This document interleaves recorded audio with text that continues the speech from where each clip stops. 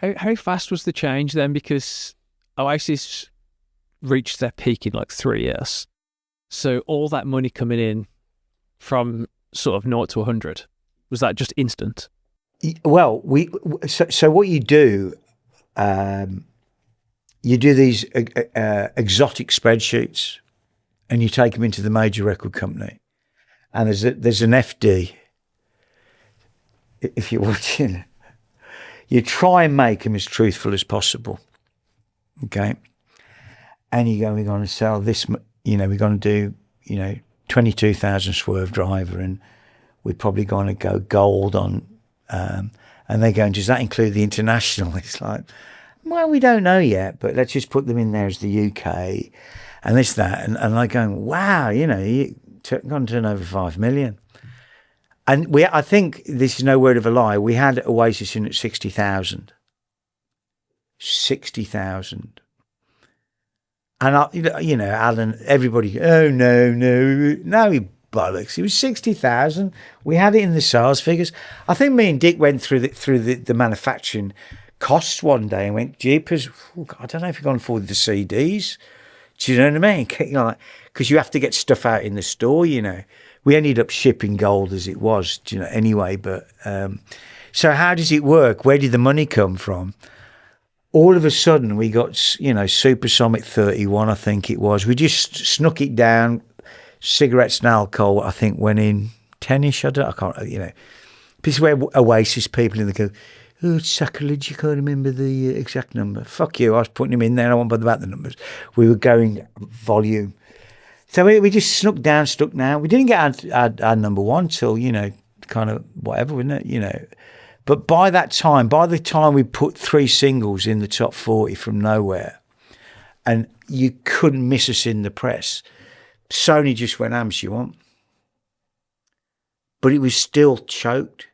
So I got, to beat the 3 tenors, which is $1 million budget, I got 60 grand.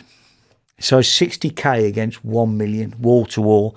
Plus the 3 tenors were coming off the World Cup. You couldn't miss it, or it was the Euro, whatever it was, And there's the famous quote,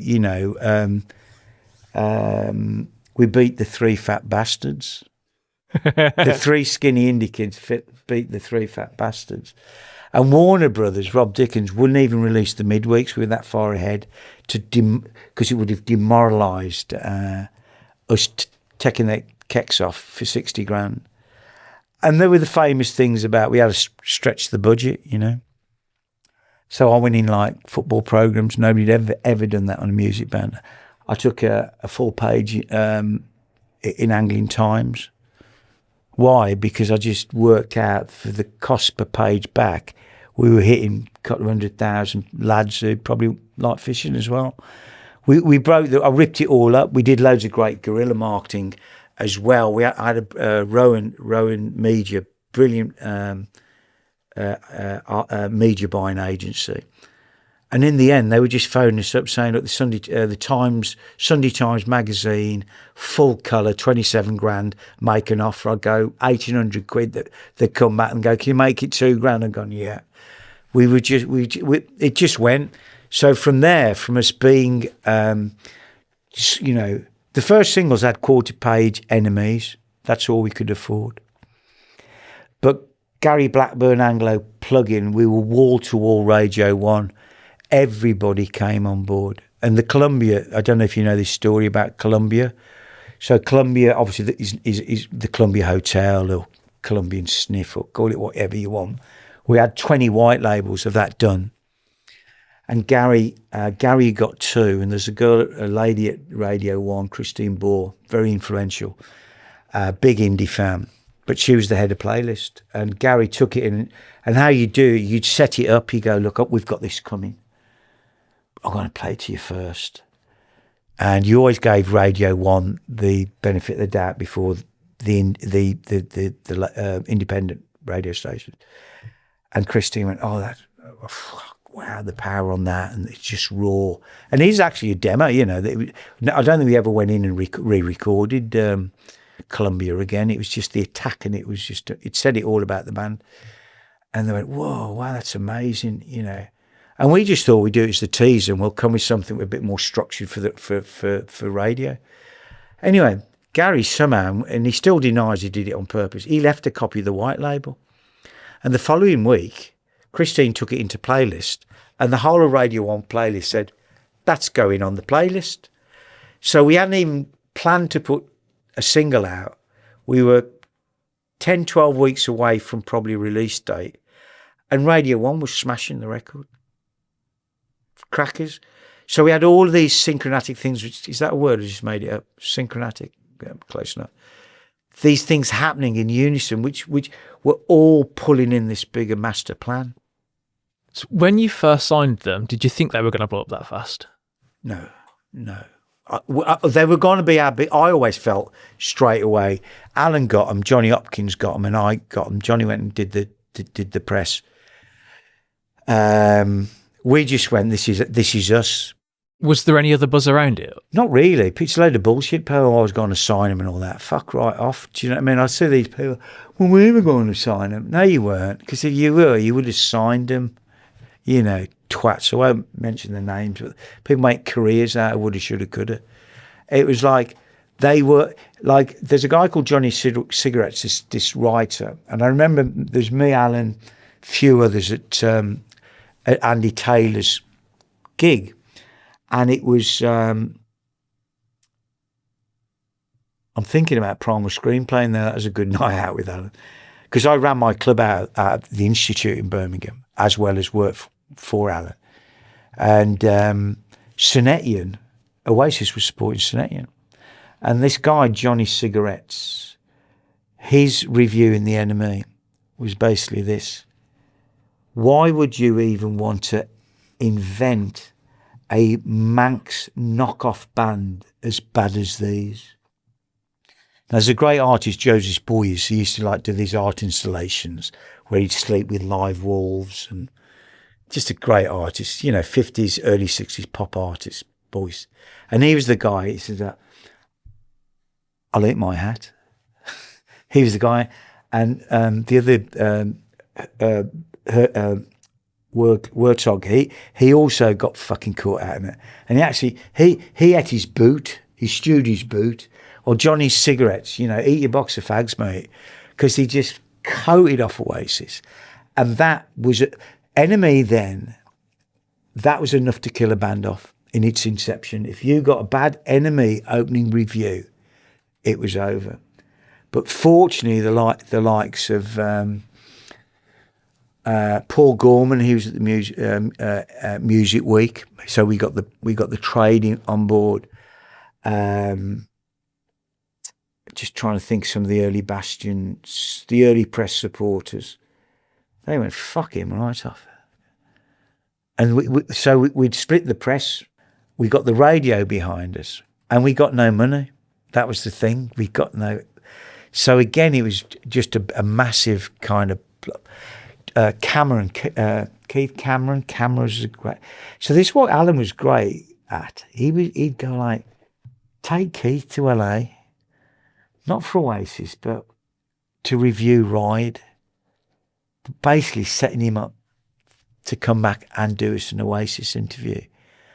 Everybody who support, and God rest his soul, Andrew Perry, Select Magazine, Enemy. Andrew passed away a month ago. Beautiful guy, great guy.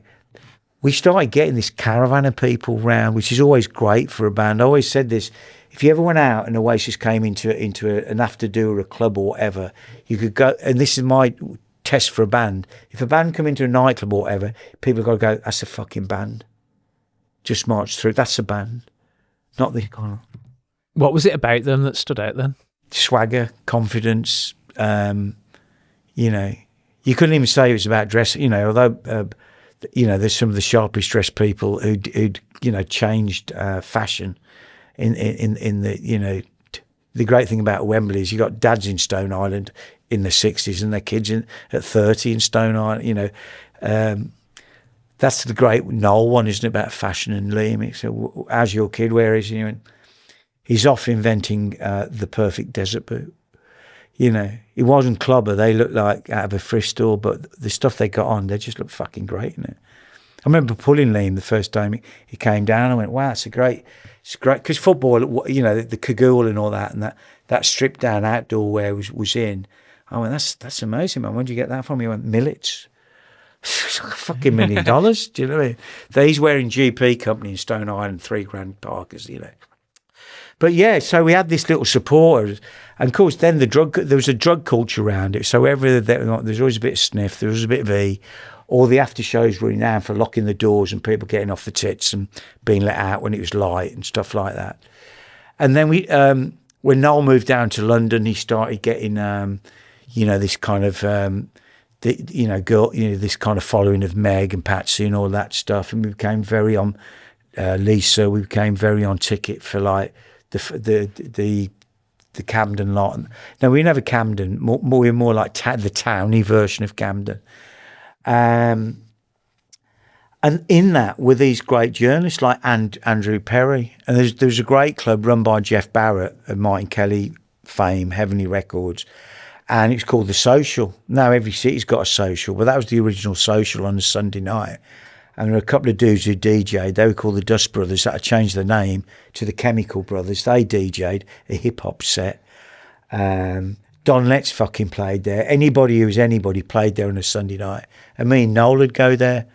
And within that Heavenly Social kind of really merged the London scene. And because Jeff had done all the press for Factory, and my brother had worked at Capersville doing factory stuff, and every time New Order came down, you got to remember New Order were about to sign to London Records a couple of years later. You know, all this amalgam became like in '94 what it wasn't Britpop, because I'll tell you about Britpop if you want to know that. This was the real driver of the creative media thing, which is how they ended up going on Tatler in a Union Jack sleeping bag with Patsy Kensit. It wasn't because they all went to the Mixer in Camden. It became bigger than that, because the influence of what Patsy brought and what Meg brought was incalculable looking back. At the time, everybody thought they were right noises, to be honest, because they grabbed the boys, and we were all a bit like, well, they haven't nicked our pals. But they all wanted to go into, and look, don't get us wrong, I used to go to Brown's, you know, and like, you know, sit on Naomi Campbell's lap, you know. I dropped my keks in front of Kate Moss once, and said, look, I'll wear Calvins. She's just done the Calvin thing. And I became really good friends with them. I know it sounds a bit, you know, but it was such a small little, I can never say this word, inconsidente, is it, or something? Or herd. It was, we were all in this. And there was a big siege mentality as well, because we always looked at Blur as this major record company, and anything they want, they can get, and they can out budget us, and we didn't. We beat them. How quickly did you beat them? Because it was like the biggest ever debut album for a UK band. Is that right? Yeah. Well, there's a great company, 3MV, and I like talking about the trade because, you know, I know that you've got a great following against people I really admire, and post people you've had on here. I've gone like, wow, you know, respect. 3MV, there used to be a thing called Strike Forces then. And because you can't hype the charts, as long as the master at it, I could more or less predict getting, and you know, I could get without a shadow of a doubt a single in the top 40, give or take 2 or 3 places. You were actually on one of the single covers. Was it Cigarettes and Alcohol? I say, yeah, good story. Okay, so by that time, why I'm on there, and this is why Noel always had ultimate say on anything and everything. And he's not called the chief for no reason. Because he's had this great capacity to know what the fuck's going on at any one time. So if you told him how American spins versus ads worked in indie markets in Boston, about 4 weeks later, he'd be on the, and he's gone, how's Boston? Oh, like, what, the Red Sox? You're going, no. How many ads have we had? And woe be tied if you didn't get 14, funny enough. He, you know, again, the great Andrew Weatherall, you know, just said, you know, a lot of neurodivergent great artists are autodidacts, because we can't learn traditionally. So we'll just go and we'll find a way for the knowledge. And that was Noel. So the cigarettes and alcohol thing is, so me and Alan had agreed to disagree. He whacked me, although he denies it, but whatever, it's all a joke. Me and Dick do a deal just to look after Oasis and Primal Scream. But Noel's pissed, and Ignition are pissed, and Sony's pissed. So they do me a lavacious deal. Is that a word? A lavish deal. Looking back, should have been bigger, but there you go. So I just dealt with Oasis and Primal Scream because they were the difficult bands in their eyes, but to me, they were my mates. And there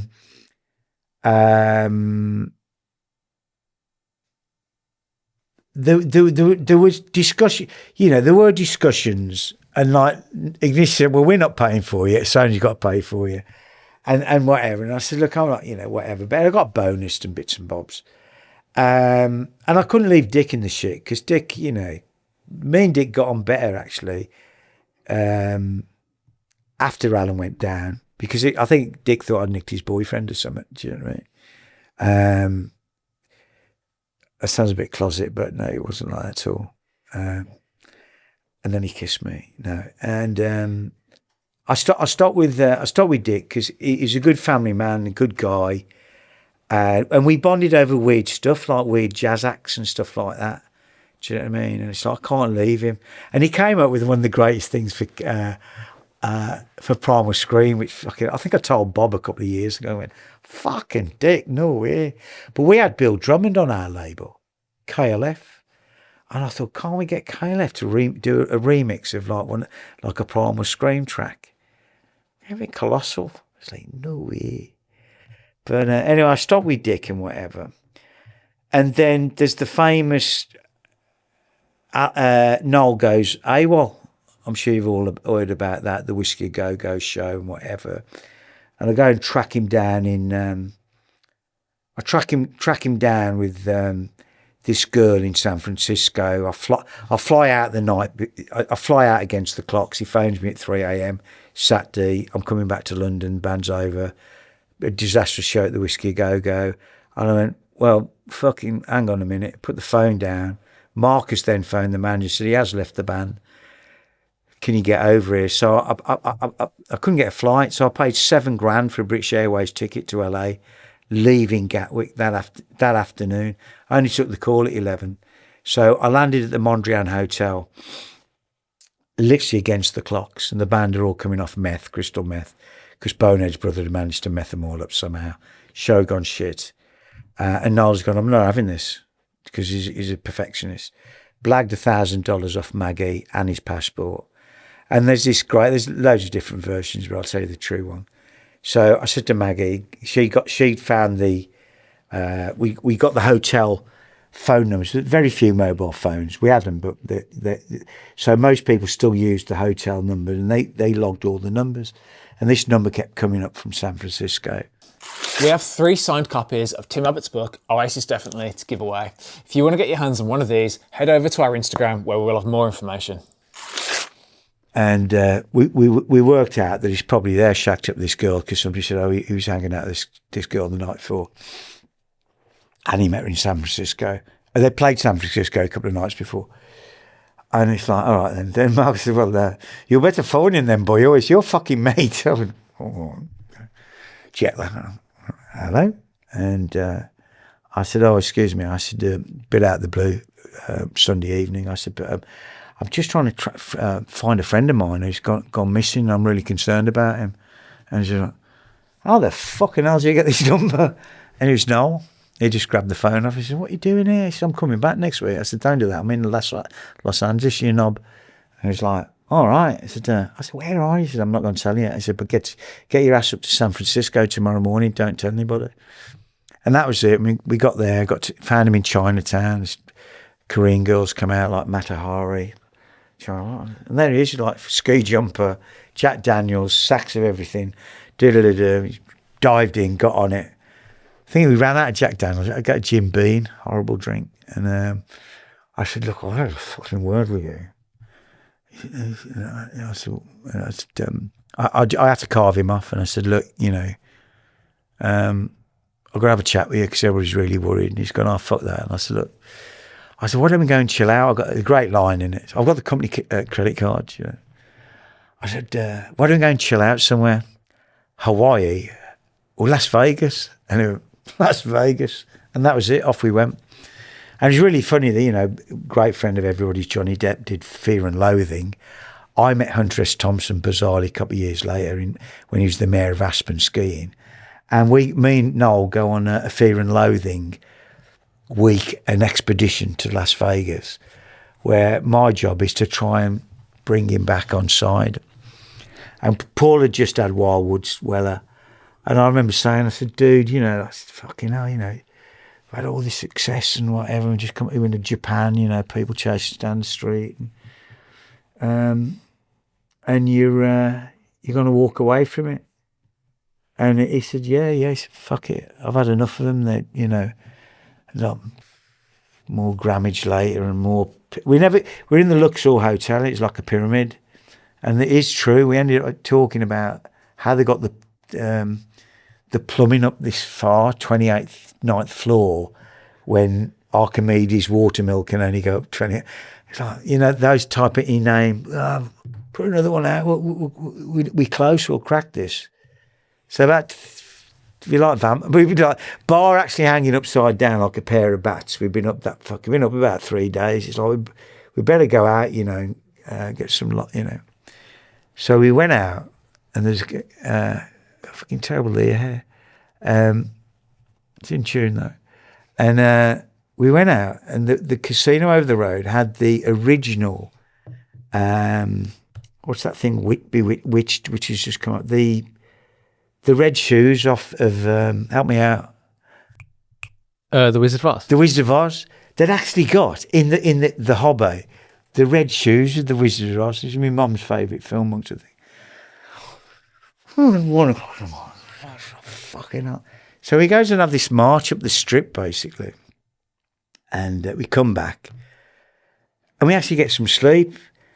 And then we wake up about, I don't know, 11, 12 o'clock. He says, we should go and have a look up the strip, because we haven't been out for about 3 days. So there's that many side stories of it. And every time we go to the shower, I'm phoning up, like, Marcus, the manager, going, he's all right, but he ain't coming back at the moment. He's just in the shower, so what's the fucking plan? And we said, look, keep the band and the truck going to Austin, Texas. All right, that was the deal.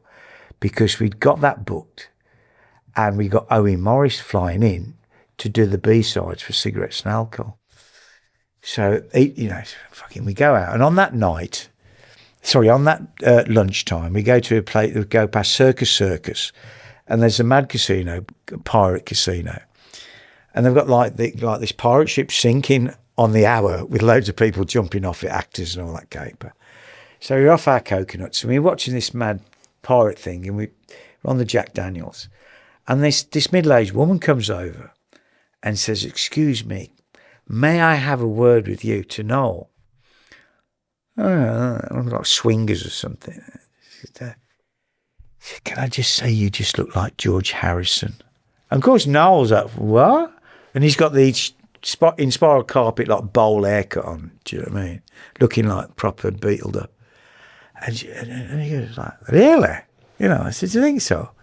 And she says, may we join you? This is my husband. I've got the business card. He was a pharmaceutical manager, salesman. I said, yeah, because we fucking chatting away. She ran off from school to Shea Stadium to see the Beatles.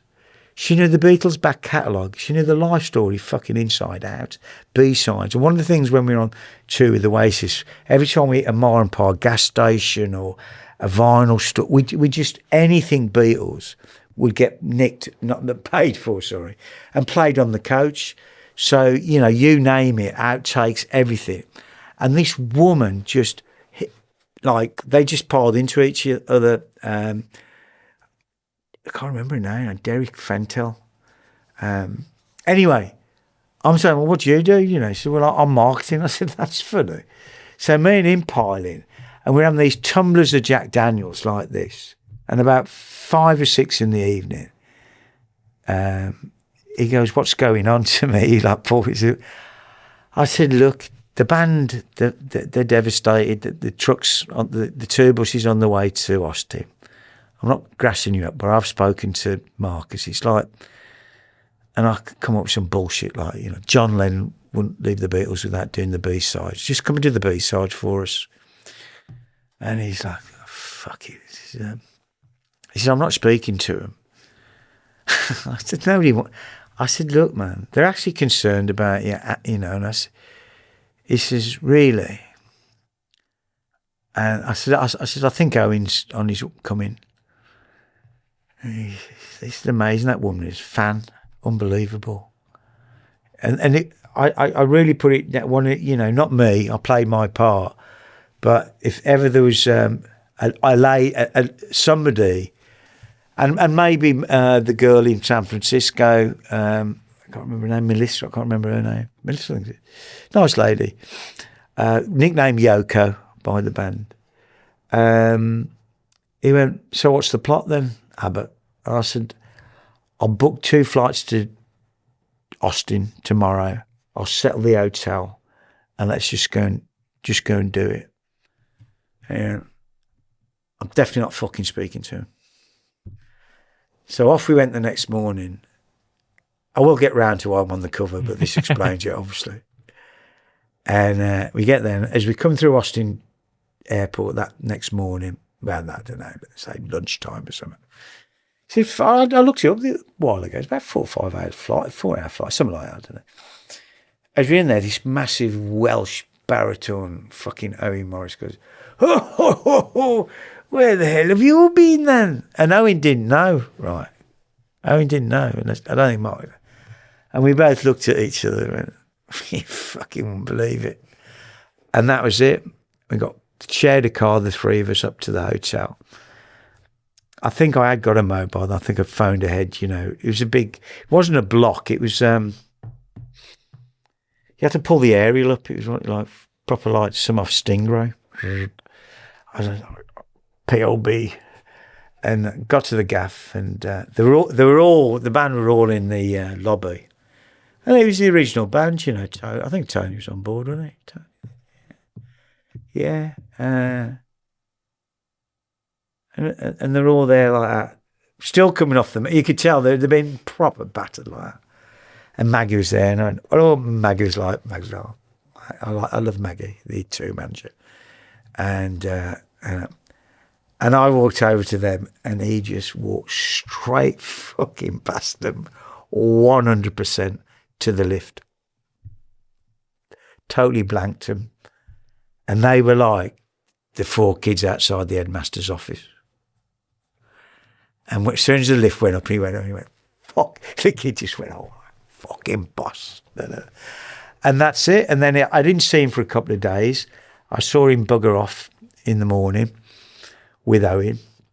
And what did he write? Half the world away and talk tonight. Fucking get out of Denver with them too. And Weller was playing Brixton Academy a couple of weeks later when we were back. And we'd done this infamous shoot. There's another load of stories about that. But that was part of my input there was we'd just been with Primal Scream, who were like Guns N' Roses on a college tour, lemonade income, but drinking champagne. And I'd always liked the last rock and roll circus, the Stones, and these grandois hedonistic kind of debauched lunch shots and whatever, and Cannon kind of got on that vibe.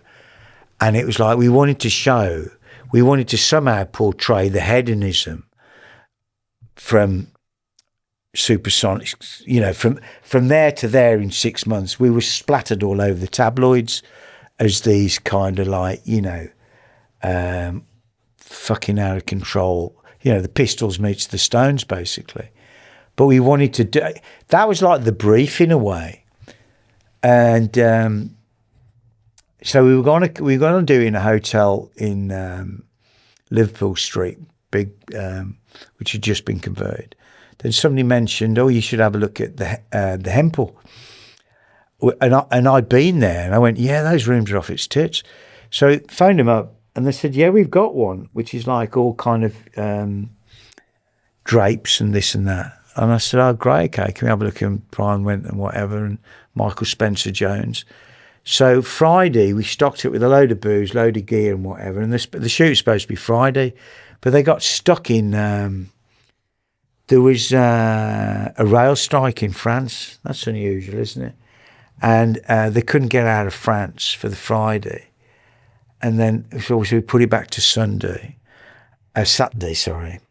And the actual shoot was literally 2 or 3 hours on Sunday night, when they'd literally gone up to Belgium, and I don't know how they got in. They haven't got a flight or something, but they arrived because we paid up front for this fucking hotel room. It's like, but meanwhile, everybody kept coming back and doing the gear and all like. So when they came, we were more or less out of beer. Do you know what I mean? Everybody been like slipping. So anyway, Michael Spencer Jones shot up the thing. Brian jumped about art directing it, whatever. But it was basically, McGee just said, Freudian. Noel went, get in the shot, you.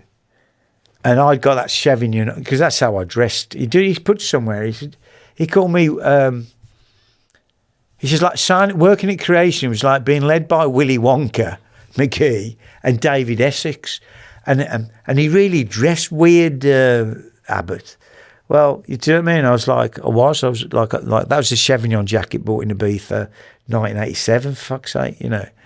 It's like, but anyway, he put me in, and I don't know, I think they rattled off about 1,000, and it was all filmed then, on that, you know, because I've seen a lot of Michael's outtakes and that, and we're all over the. So Jane, who looks like the dominatrix, she was out of accounts.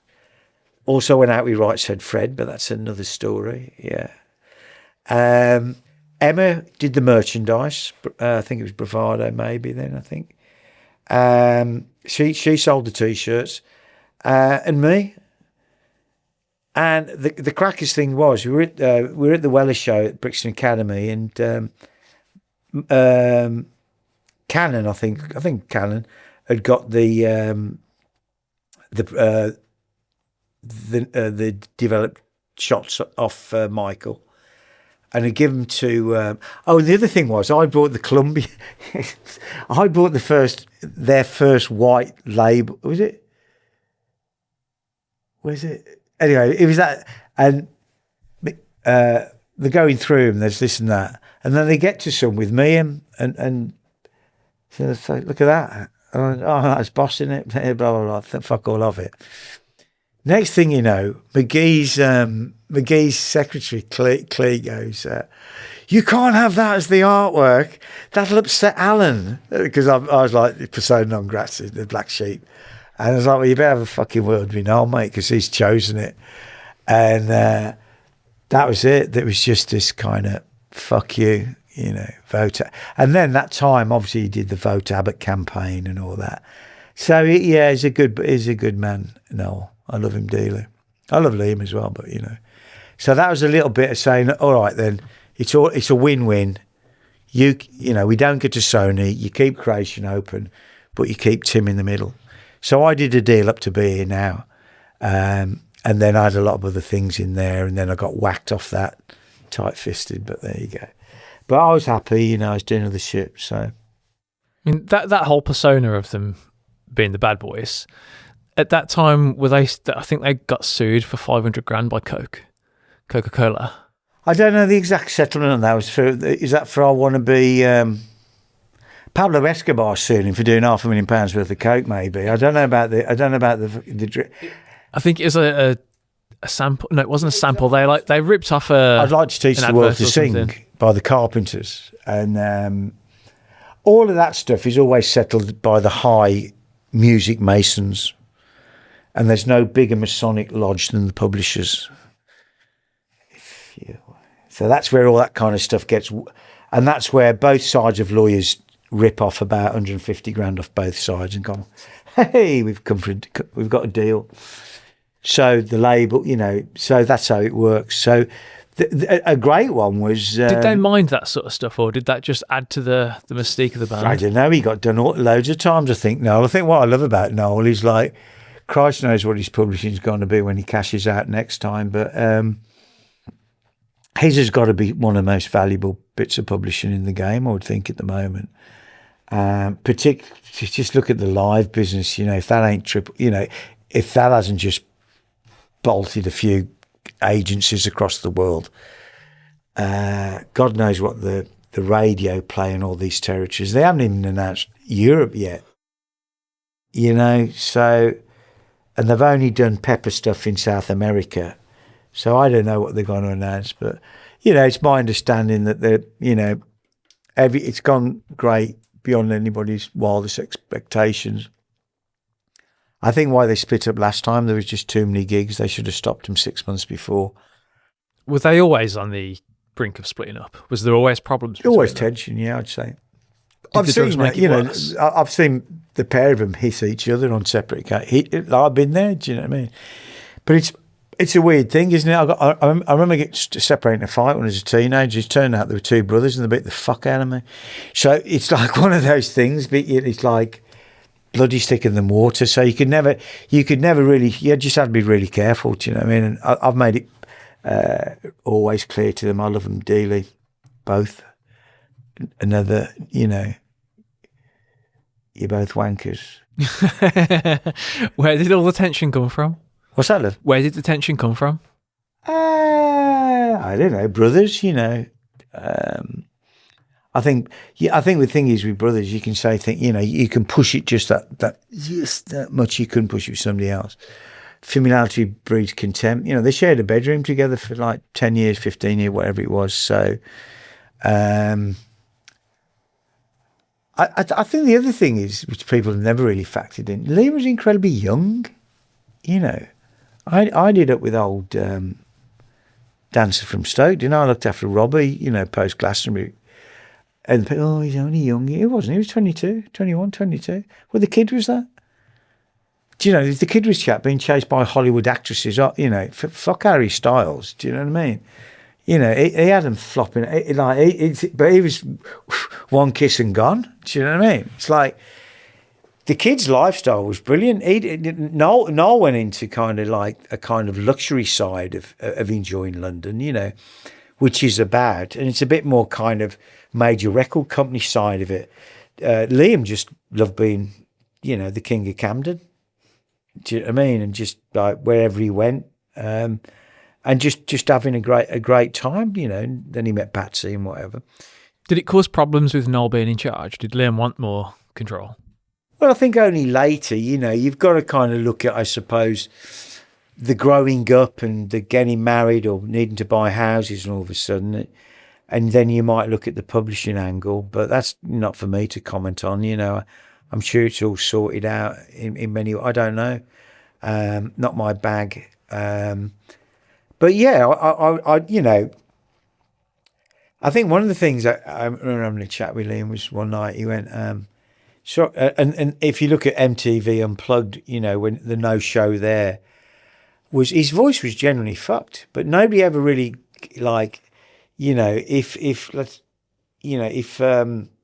say if Bone had broke his finger, it's like, well, he's broken his finger, he can't play the bass.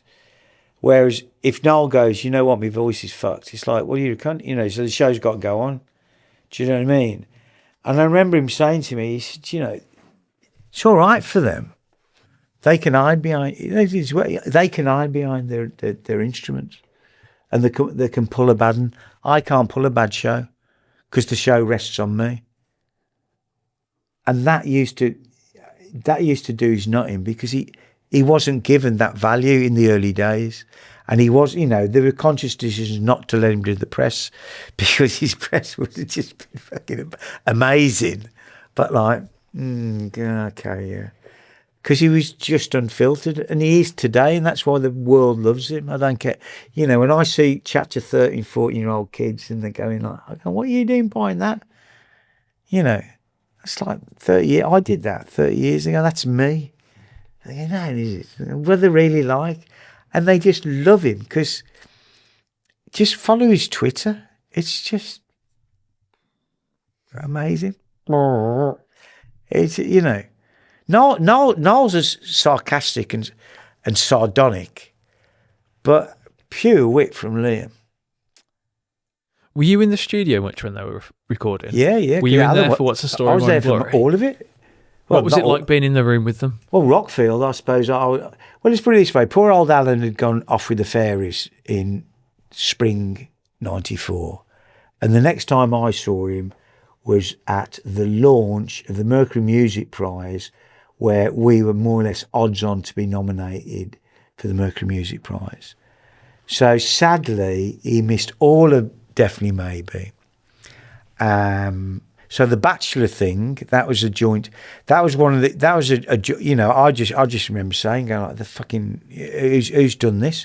I wasn't any part of that Bachelor call. My vote was get Mark Coyle back in because he was the roadie in the carpets who'd gone around the world with Noel, and I was big friends with, God rest his soul, Manny, because I'm a United fan.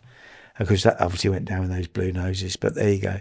And I remember being at Manny's one night with Coyley, and we went up to this, like a little recording room in there, and he went, oh, by the way, have you seen these? And these were quarter-inch tapes, little fucking home reel-to-reel tapes he'd recorded, probably at the time out of a Fostex. That people, Fostex were these small little 4-tracker demo things you could bounce up on.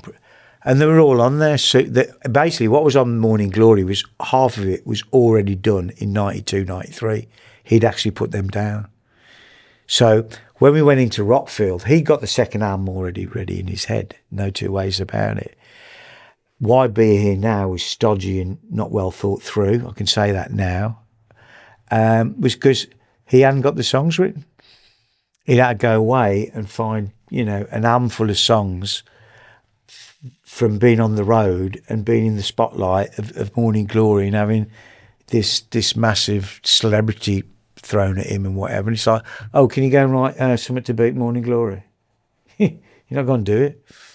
You're just not going to do it because those iconic songs were of a time and a moment and a whatever, and had been loved and nurtured and curated over from, I'd say, probably 19... Because a lot of those songs he brought to The Rain or whatever were stuff he'd been stockpiling, I feel. Well, look, I've discussed this with Coyley. Do you know what I mean? So Rockfield, I was also basically I was the face of the record company. Alex would do stuff with Dick, obviously financial bits and bobs. But me, Alex, Johnny Hopkins and whatever would do the interliaising about how the press was going, what television's coming, how's radio looking. And I do a lot of the international, so I go to New York on behalf of Sony, on behalf of Creation to, was it Madison? Something, can't remember what it was, 52nd and Madison, Sony build, I can't remember. He was on Madison anyway, in the boardroom there and go, hey, look what's happening, like we've just done this and this and this. And they go, gee, yeah, do you think he'll come to Boston and take part in the piggy roast for KR77? And fucking not a chance, mate. So after the we got away with liberties really, but I fought their corner because I was like part of the band in a way. I consider myself, along with maybe 10 or 20 people, part of the entourage, very much so.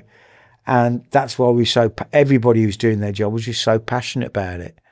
Had you heard many of the songs before going into the studio? Not really, no. When did you hear Wonderwall? Oh, Christ, probably when he fucking put it in the desk. When I was filming it, putting it in the desk, because I filmed all that, the Rockfield session, didn't I? The lost tapes. I do this spoken word thing where, is it a bird, is it a plane, is it a film, is it a book? I just go out and kind of like open mic while I show extracts and bits and bobs of the film.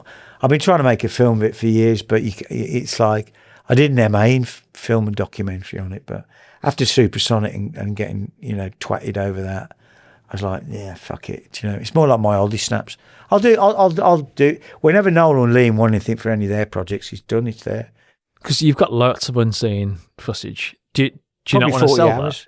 What's that? Are you not going to sell it? Most people in Abu Dhabi don't like Oasis. They're the only fuckers who could afford it. No, I don't know. Look, let's see what happens in the next year or so. There's big films thinking. I just think people who've made the films are fucking hopeless. Some of them. Do you know what I mean? They just even when they've got some of the best open access and contributions. It's that great thing about, and he's a great director of the Stone Roses coming back together. The one shot he should have had was the indoor shot before they're about to come on for the reunion gig, and Simon Rand just shuts the fucking door at the cameraman. It's like, that was the wood shot, dude. So I don't know. I see. There are a lot of dickheads around the making of that Supersonic, and you know who you are. You do. But sorry, that's a Freudian slip. Noel didn't turn up for the premiere anyway. Bless him, Liam did Manchester. The great doc I think is Liam's. Done by Charlie Lightning. So whoever's doing it now, I'm sure it'll be of. It's like anything. It's just too much money around these projects now. They lose the essence of what it is. The thing is, I've got the authentic juju of the years which matter, which are 94, 95, 96. Were you at Nebworth?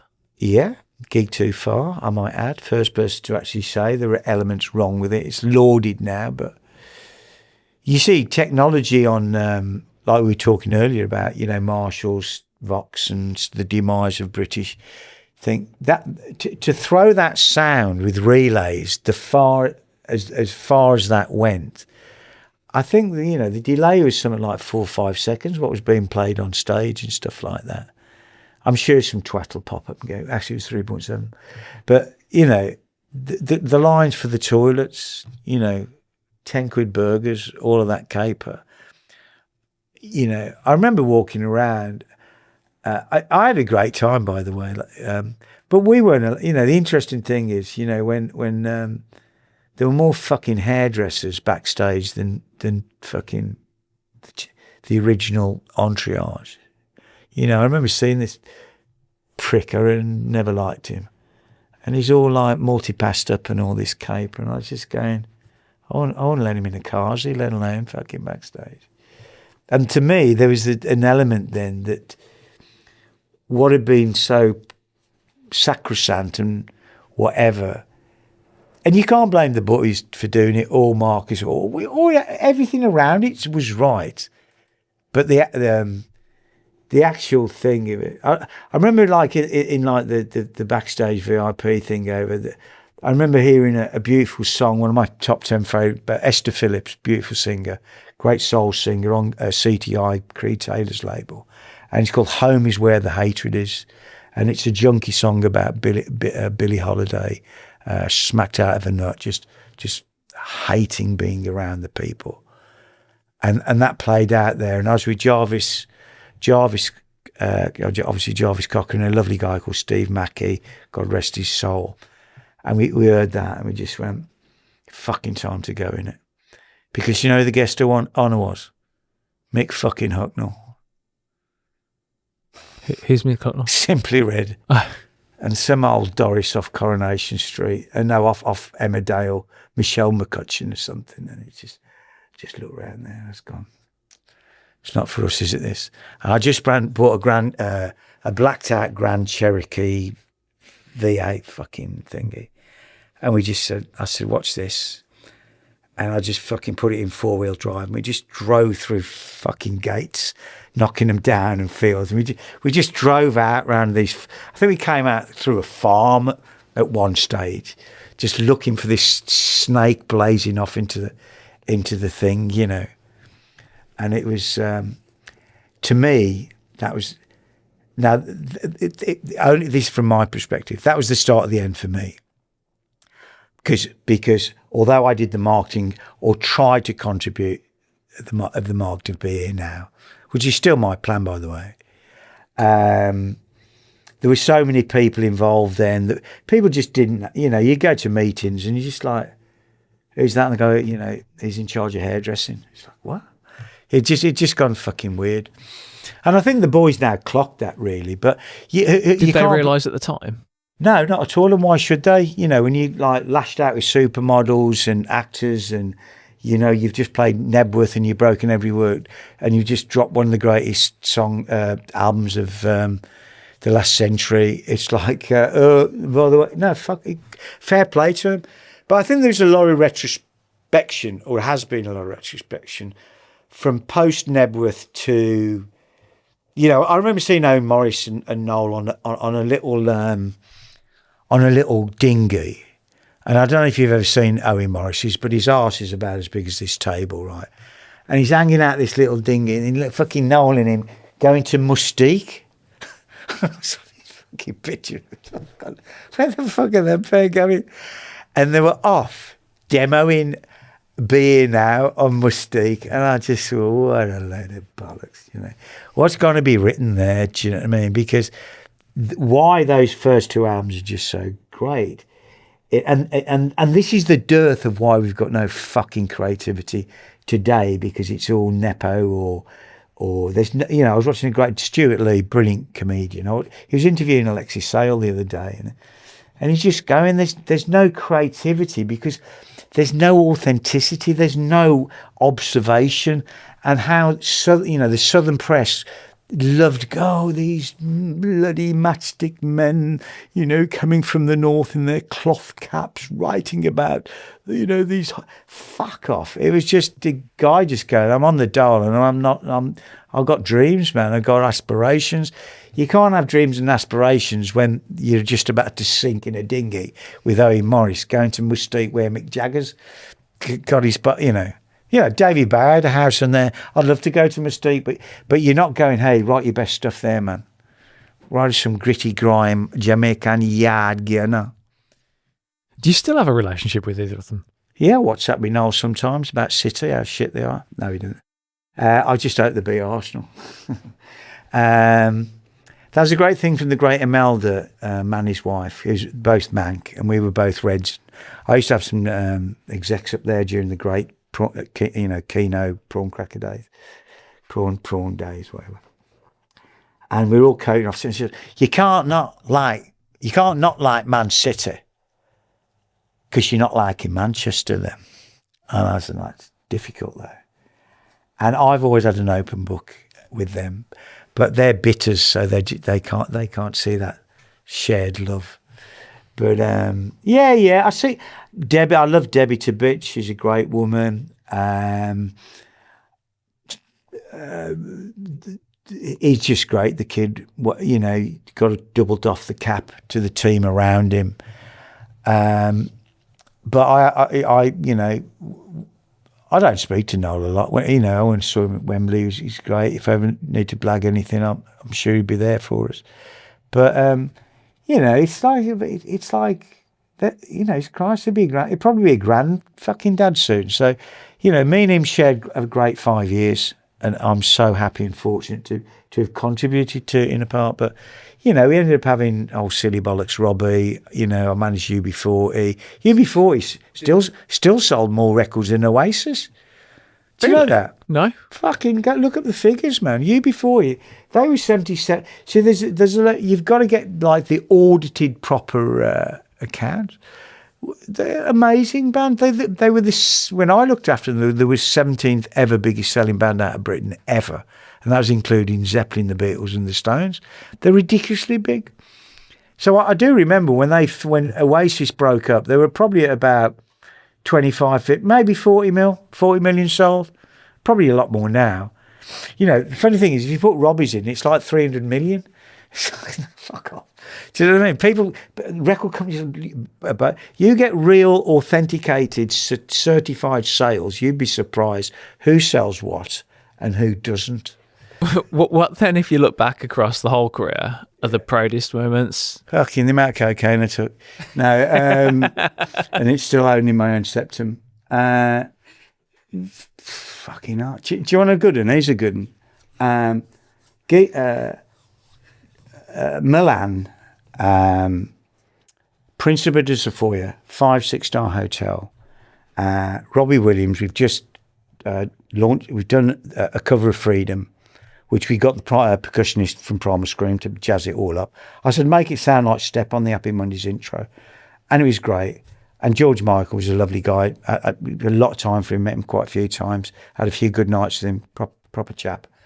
And anyway, we're in my room, this suite, and Patsy and Liam's arrived, okay?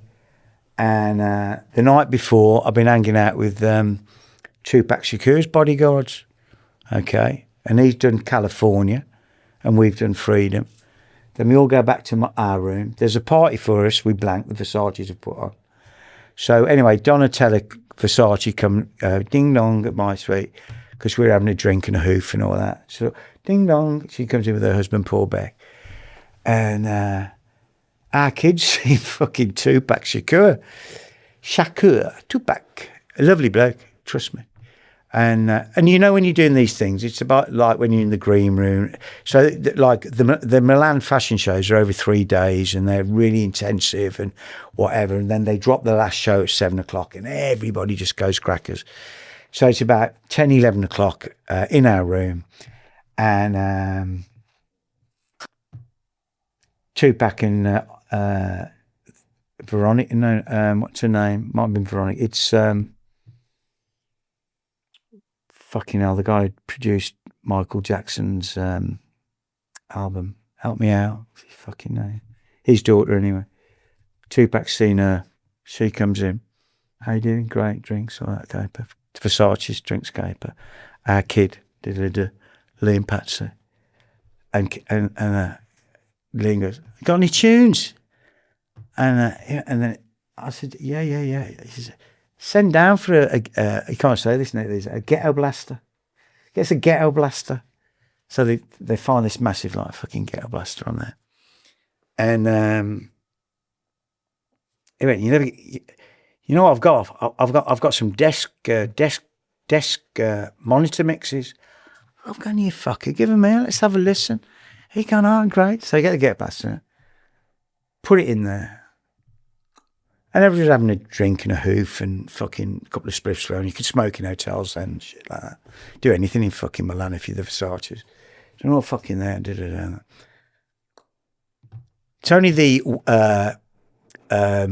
What's a Story Morning Glory fucking demo. And it's like, starts with kind of fucking Wonderwall or something. And the geezer on my right, Tupac, passes me a spliff. So I'm fucking toking away with Tupac, kid from Warsaw, Black Country, with my boy there in the Principe de Savoia, listening to the monitor mixes of Wonderwall with Tupac, and he goes, damn, man, this fine shit. And I'm fucking going like, fucking is, man. I got like Alibaba with my slippers on, my toes are curling up.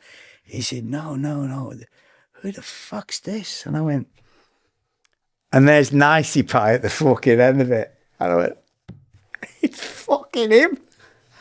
And Tupac just can't get the fuck out. Give me that fucking boy.